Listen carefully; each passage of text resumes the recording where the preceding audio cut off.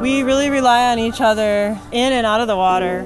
It's about safety underwater, and we're also each other's kind of like models underwater too for the photography. I like the fact that we can turn off the rest of the world, to really experience the underwater. And in the Manitou Passage here, we have some of the best wreck diving in the entire world.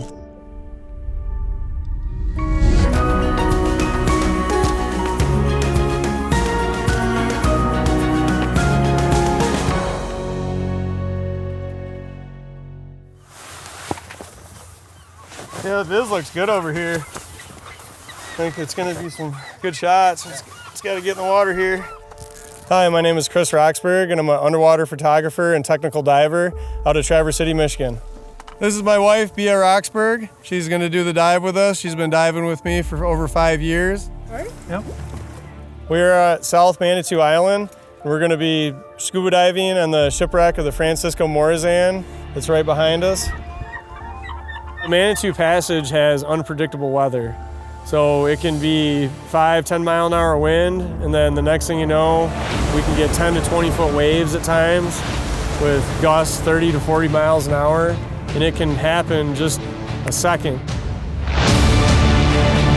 This area is one of the busiest shipping traffic lanes there was in the Great Lakes. And back then, they're using a compass and old navigational charts, of the waterways, so there's a lot of room for accidents. The Francisco Morazan sank after it hitting the shoal here in 1960 in a gale. So this shipwreck is different than all the other shipwrecks in the Manitou Passage because it sticks above the water, and you can see it from over a mile away. And it's one of the only steel ocean-going freighters that has sank in the Great Lakes. So the cold water preserves the wrecks because it doesn't decompose the wood and metal as fast as saltwater would.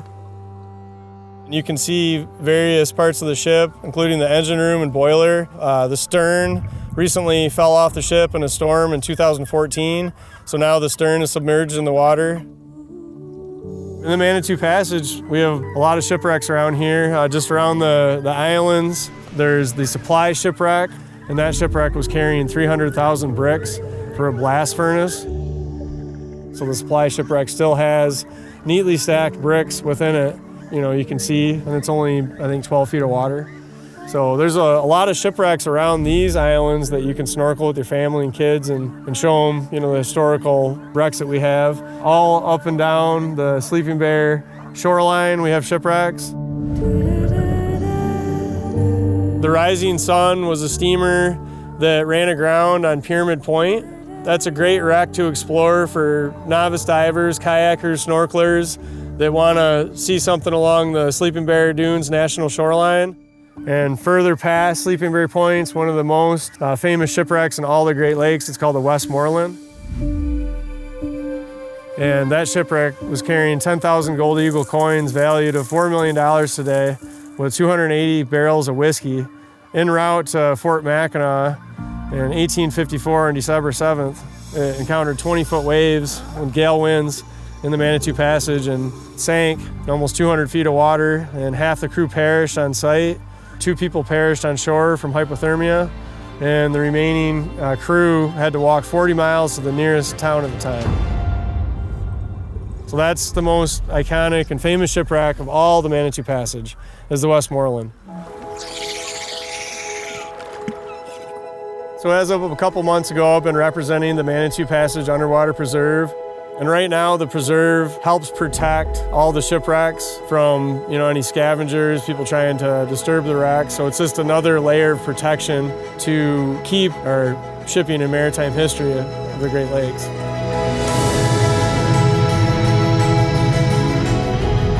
We have cool underwater sites. It's estimated 6,000 shipwrecks are scattered throughout the Great Lakes. So finding them and exploring them is a constant adventure.